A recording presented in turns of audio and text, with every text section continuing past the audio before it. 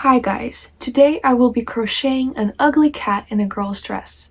And also I'm gonna be talking shit, so actually I'm just gonna be reading some random notes from the notes app. Anyway, yeah, I really wanted to crochet something, and you guys know my obsession with cats, right? I'm gonna be crocheting a cat, and I want to give her a little cute dress so that she will be like a little kitty girl. Hey kitty girl, it's your world when you walk the street. Anyway, I've been revisiting Drag Race, so kind of obsessed with that right now. I've got some bits and pieces that I have crocheted during the last hour, basically. So I've got the head and the body. The body. How do drag queens say it? The body. The body, the body.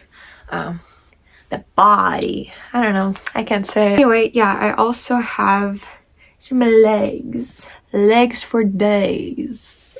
Okay. Does she look like a cat so far? Well, that's probably because she needs some ears. And yeah.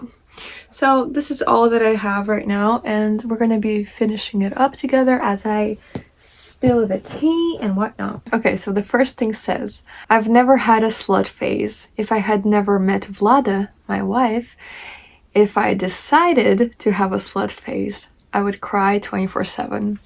No, that's so real, because like I've heard so many times from people around me, everybody deserves a slut phase. And I don't know if that's exactly true. I mean, I guess everyone has the right to have a slut phase, but I don't think it will be good mentally and emotionally for each and every person to experience that. I agree that for some people it could be a liberating experience, but for me personally, I cannot skip like that from person to person. I would get too emotionally attached. Not gonna lie, I would like to be like this free-spirited, very self-accepting, self-loving kind of person. I don't know, maybe it's because of the trauma that I have concerning sex and like my personal space, and me actually having the right of owning my body and my choice and my space and whatever. Anyway, maybe because of that kind of trauma, I cannot be as free as I would have liked to if I had not ever met my wife. I just think that I would be the worst hookup partner, casual hookup partner. I think I would be such a crybaby, like, what do you mean you have to leave? I love you so much. That's just the way it is, and I'm fine with that. And I'm so glad that I have a wife and that I don't really have to experiment with anyone or to, you know, put myself out there anymore. It feels so safe to have your person. Anyway, yeah, let's get to crocheting. First things first, we need to attach all the body parts. I got it! Body. Is that it? The body. No? The body. The body. I don't know. I'm gonna be thinking about that and not sleeping during the night, probably. Off the top of my head, I do remember seeing in my notes app that I had written down something about the fact that I hope that in the next 20 years, the scientists will create a possibility for the lesbians to be able to produce biological children. Me and my wife have been talking about this all the time for the past couple of days, and it's like, I know we're not gonna have children right now. Like, we're like, what are we gonna do? What are we gonna do? It's not urgent or anything, but like, maybe we'll just have to go through therapy and kind of accept the fact that it's not possible to have a kid without a donor. Me and my wife have been talking about this, like, why are there only penises and vaginas? And, you know, sometimes people would have both parts, intersexes. Anyway, still, very slim amount of options. Wouldn't it be more interesting if there were hundreds of versions, hundreds of types of genitalia? And in a perfect world, each of those types of body parts would be able to connect with the other type of body parts I don't know, I just feel like it would be like such a mystery. Like when you get to know the person, you have no idea, literally no idea what to expect down there. I don't know, just such a random thought. And of course, I do agree with the fact that each and every vagina is different. We are all built differently, but still, like, I just find it really cool to think about it. Like, how could it possibly look like in a different world? Why not, right? In terms of being a lesbian and starting a family, we really dread the thought that we would have to find a sperm donor. And if I carry my wife's eggs, the girl is gonna potentially look either like the donor or like her. So, and I and my kind of characteristics are not going to be necessarily involved in that. And if she carries my eggs, it's going to be the other way around. So like we will never actually see, let's say, both of our faces combined. And it's a hard thought. I'm just really hoping that in the future they will find a way to do it. But like when you think about it, I mean, like if you genuinely want kids, you don't want copies of yourself. Like that's kind of narcissistic, right? You want a human being in this world and you want to provide for that human being.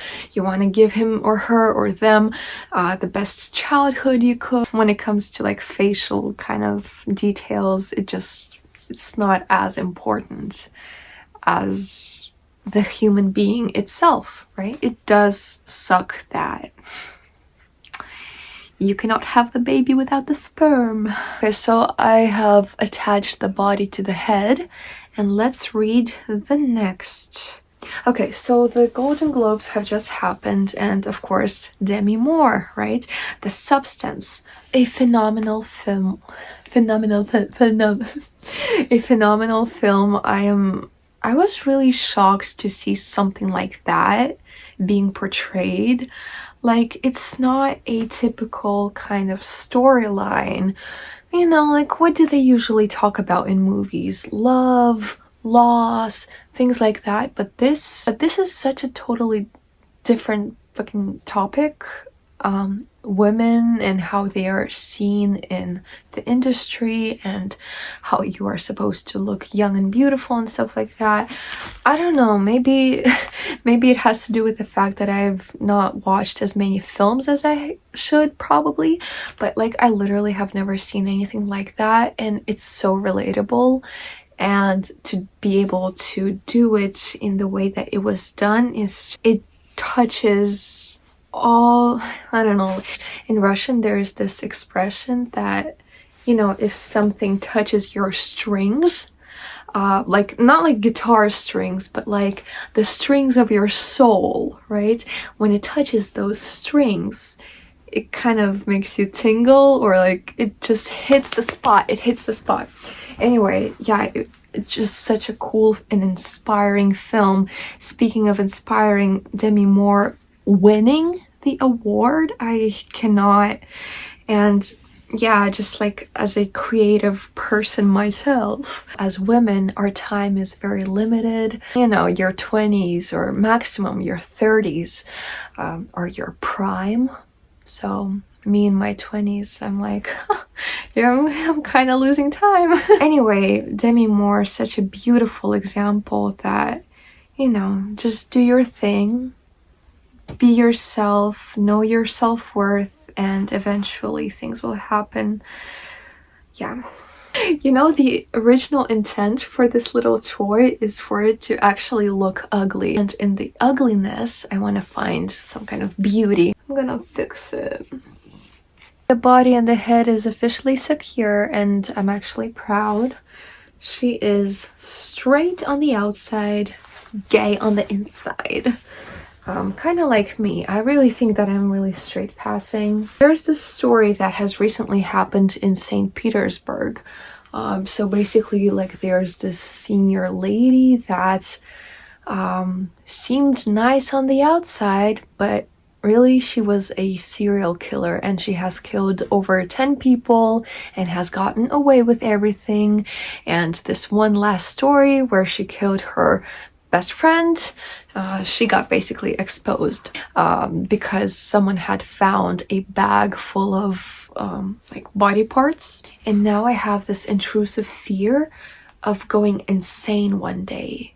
Like this senior lady, this serial killer, she was probably normal at some point in her life.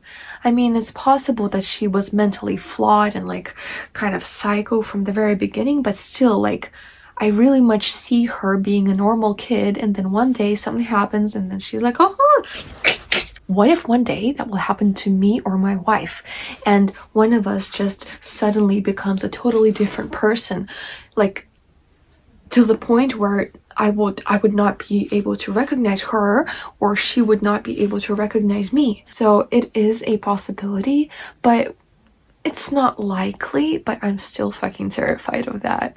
Okay, this is what I've got. The hands actually move, so... Okay, so one of my dreams, so I want a lot of piercings. I want piercings over here, probably on one of my eyebrows, probably both. Also ear piercings. Especially I want a tongue piercing, but also I'm really contemplating whether or not I should get nipple piercings. I really used to think that I would never end up here, but I'm truly thinking that I should do it. And it's not going to be anytime soon, but like I just want to know that I will do it one day. The thing is, my wife is very much afraid of needles.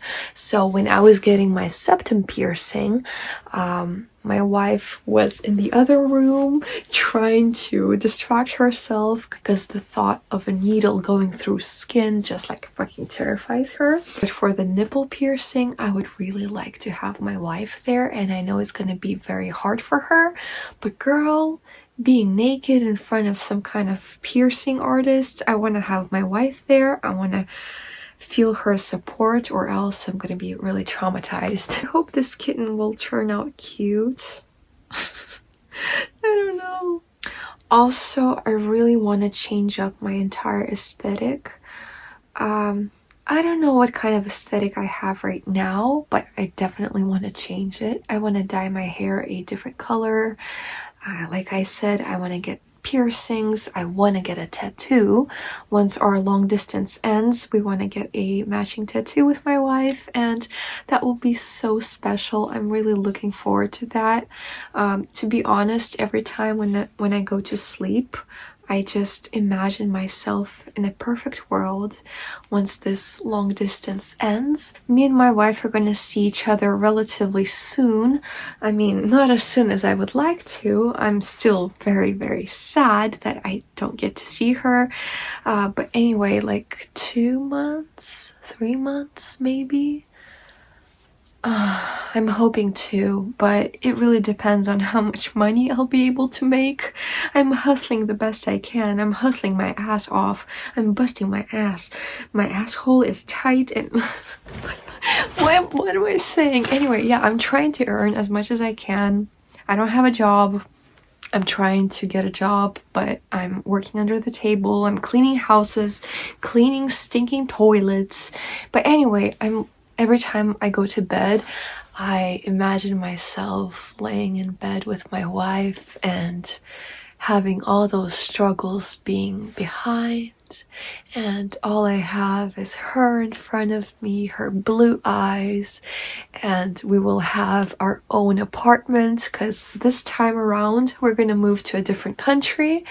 I'm not gonna tell you right now where, but anyway, it's not gonna be Georgia, and I'm really happy about that. So we're gonna move to a new country and rent our own apartment, and we're gonna have so much space and freedom, because actually me and my wife have never had our own place. We've always been sharing it with someone, and it's just gonna be so nice. We're gonna be decorating and cooking and screaming and play fighting and so on and so forth, guys. So on and so forth. Anytime I go to sleep, I just soothe myself that one day it'll be okay, and one day I will take off this necklace that I love so much.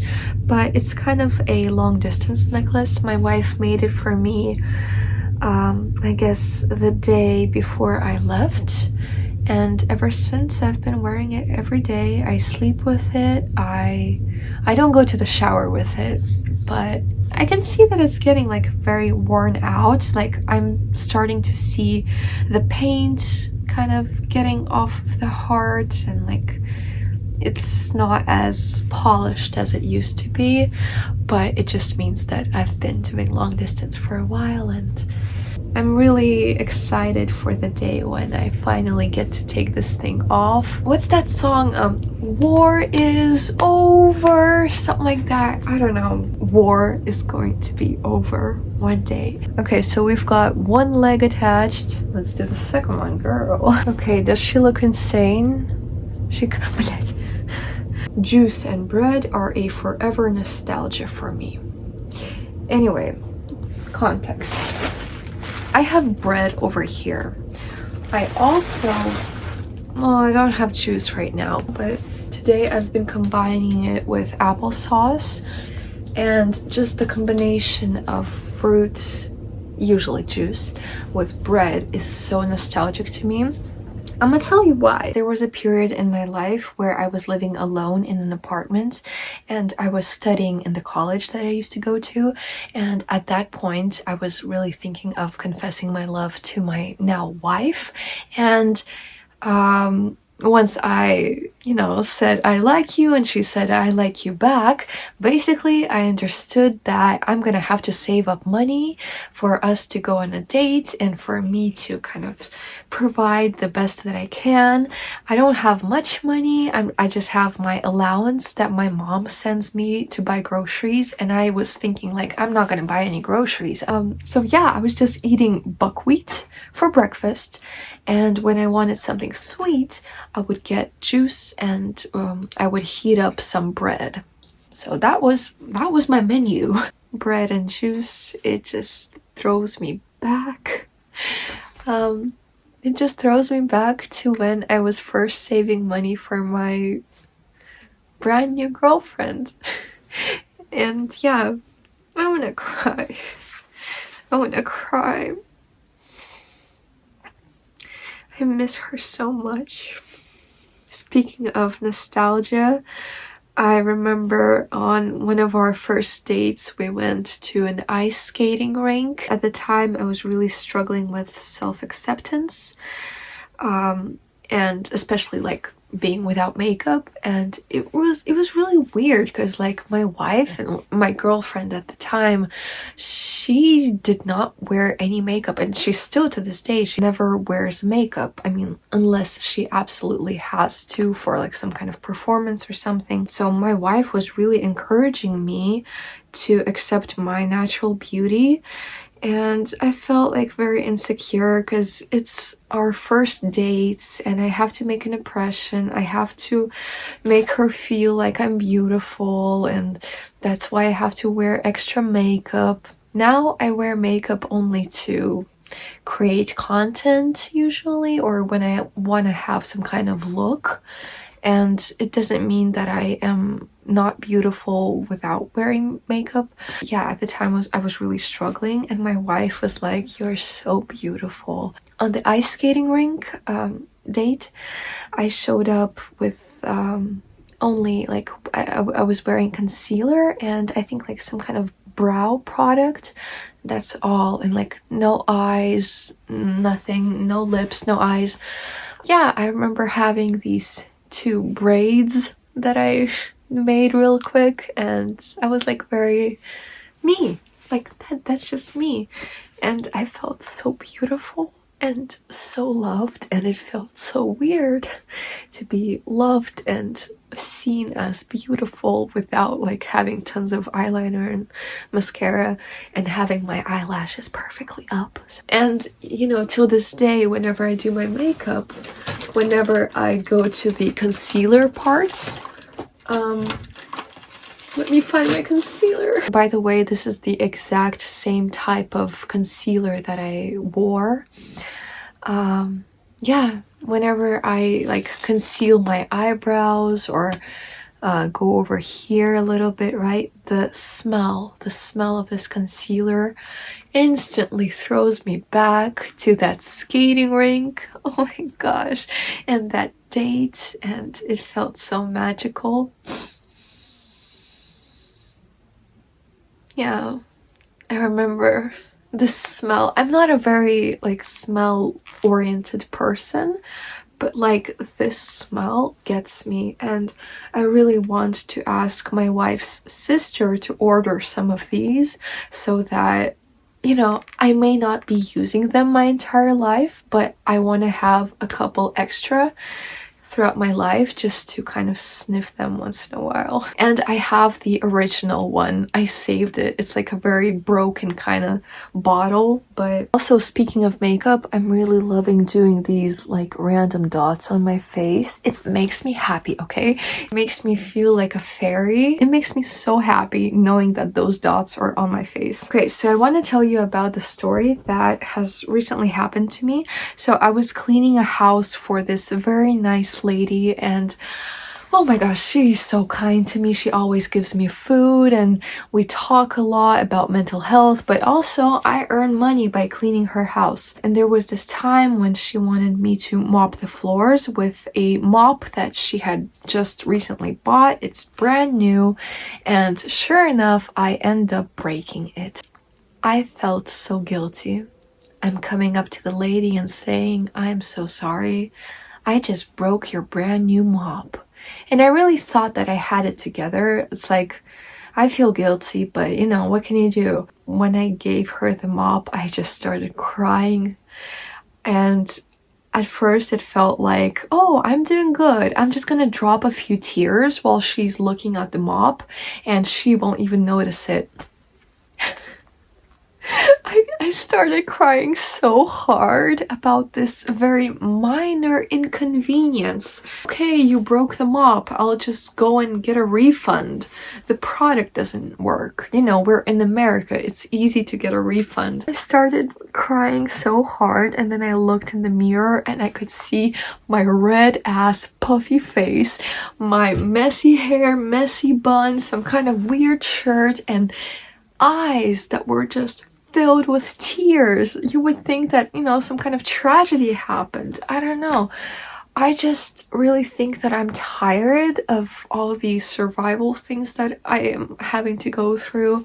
A lot of adapting and stuff, but like this this random thing just really caught me off guard, and I started feeling so guilty. The lady was so nice. She gave me a hug, and then we went to drink tea and, you know, have a little mental health talk. By the way, I'm really proud of the series that I have started on my channel, Sapphic Saturdays. Kind of makes me laugh, like, why is there a Sapphic Saturdays and why is there not a straight Sunday or homosexual Tuesday? Why does Faggot Friday not exist? I don't know. You're missing out. Faggot Friday, make it a thing. I'm just really excited for Sapphic Saturdays. It's definitely something that I'm really passionate about. And yeah, I'm just really excited to see what it evolves into. By the way, Straight Sunday sounds like just a bunch of guys drinking beer and talking about how they hate their wives. Okay, next thing I have written is that I want to learn how to pole dance. And it's not necessarily for the, ooh, she knows how to pole dance. I just see so many artistic possibilities if I learned how to pole dance. I think I'm running out of things to say.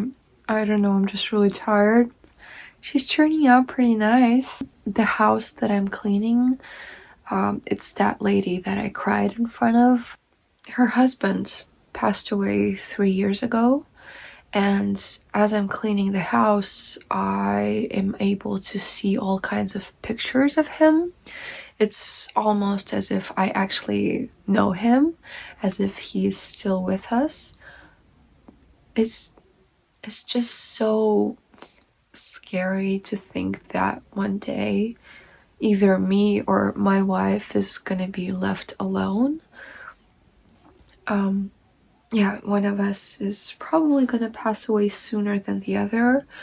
I mean, in an ideal world, I want to pass away the same day as she does. It's just such a depressing thought that I'm not even sure that I want to talk about it. There are some days when I'm like, I am in a very good mental place right now. Not right now, but you know, sometimes I am in a good mental spot. But I do know for a fact that one day I will end my own life if my wife dies before me. And I know that for a fact, as far as I know right now. Maybe in the future it will change. But I highly doubt that I would want to live without my wife being here with me on this earth. Because I'm cleaning for this lady and I can feel the hurt, the sadness that she's going through, and I feel so sorry for her. She tells me to cherish my partner. She thinks it's a guy. I haven't come out to her, but I'm really planning to, but I'm kind of terrified. But still, she's telling me to cherish my partner. She's telling me that I am very lucky to have found my spouse, my husband, right? My wife, girl, my wife. And like she's cleaning her house and finding all these little notes that he had left for her. And it brings her back. But right now, it seems like she's in a good place. Like she has accepted the fact and like hopefully she will feel better. And like, I have no idea. I have no idea what to say. It's just very, very scary. Meanwhile, my kitten is almost ready. Look at her. She kind of looks like a pig, but I'm gonna make it work. Anyway, guys, I feel really tired and I just want to take off my makeup. I'm gonna continue working on this little kitten, but I just feel like I'm gonna fucking cry right now. I don't know what happened. I'm so sorry. Yeah, I'm just gonna crochet and cry. Sorry. I don't feel good. So I'm ending it here. Thank you so much for hanging out with me.